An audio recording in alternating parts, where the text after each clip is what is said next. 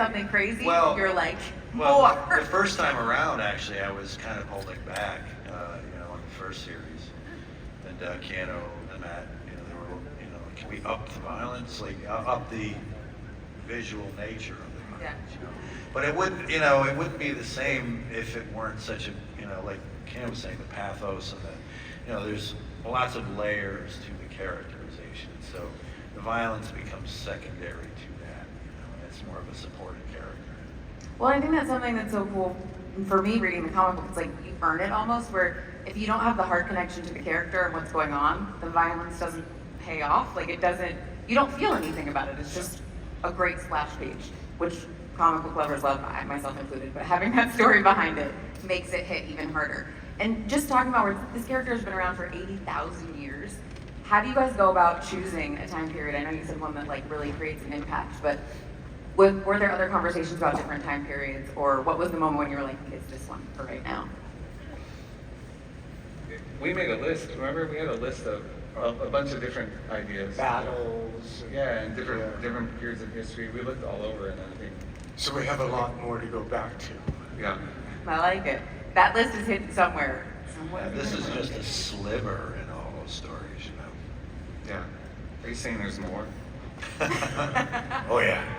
I already said that at the beginning of the panel, that there's going to be a lot more. Oh, yeah.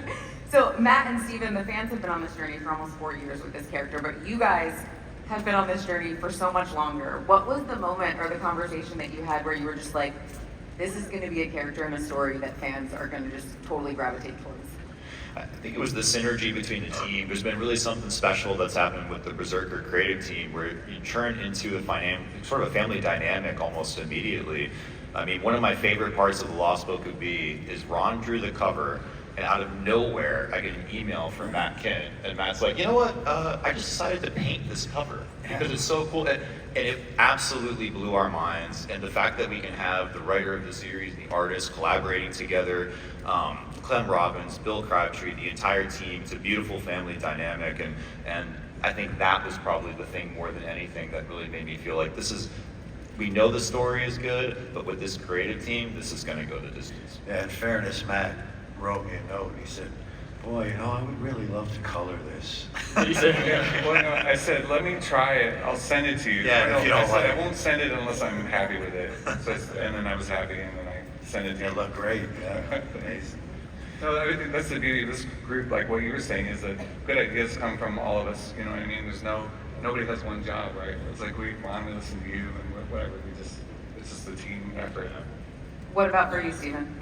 I think it's amazing just to be here 2 years since we were here last time and seeing all the issues come out, to see the new specials come out, to see more that we'll be talking about soon. But you hope in your career for moments when you get to participate in building something really special from the ground up with an amazing group of people.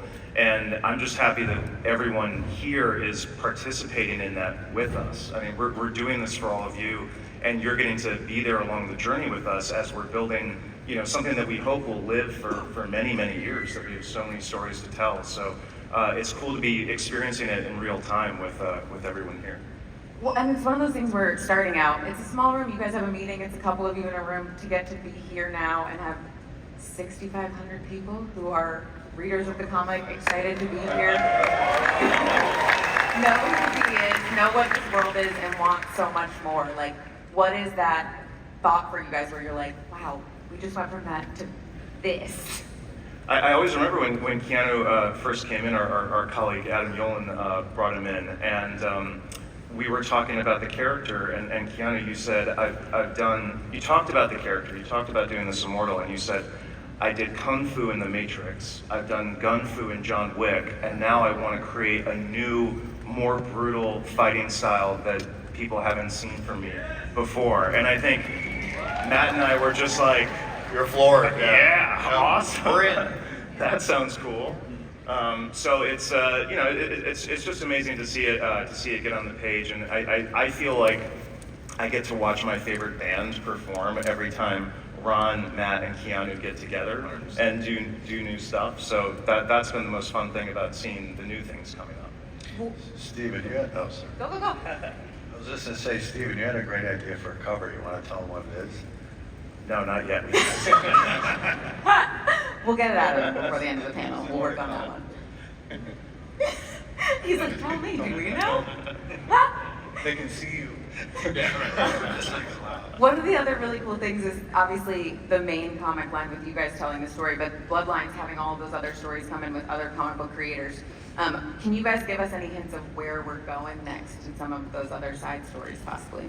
Yeah, so I'm happy to say that we just completed our first 4 specials, and we had an amazing experience doing them. We brought in some of the biggest creators in the industry and some of our friends, like Mattson Tomlin and Rebecca Isaacs, and Jason Aaron and Salvador LaRocca, Steve Scroce, I've been a long time fan of, and we just finished that first wave, and we are going to be doing another wave of specials coming up. So happy to announce that we have the next wave of 4 specials that will be coming very soon.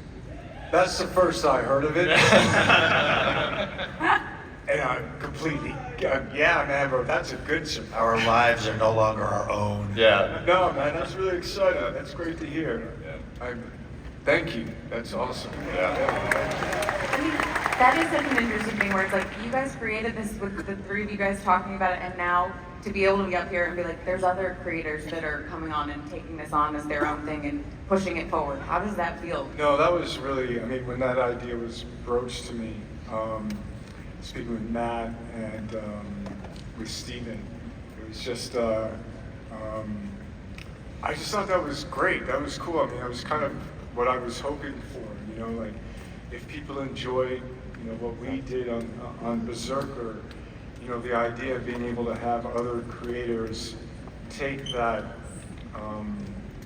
those ideas and those characters and then do what they do was really exciting to me.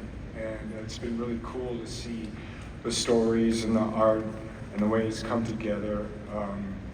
And it's been nice to be kind of included on the sideline, like, so what do you think? And I'm like, that's really cool. And so that's been really fun for me personally, but I think just artistically, it's been great to have this opportunity. Well, I know I can't wait to see more, and for all of you guys to know out there, Berserker: The Lost Book of B will be available at your local comic shop August 28th, so you don't have to wait too long for that to come out. And that's the Matt and Ron cover right there, the collaboration, Ron Garney and Matt Kint's first That's collaboration. so good. One of my favorite. Anyway, you guys got to sign that for me today.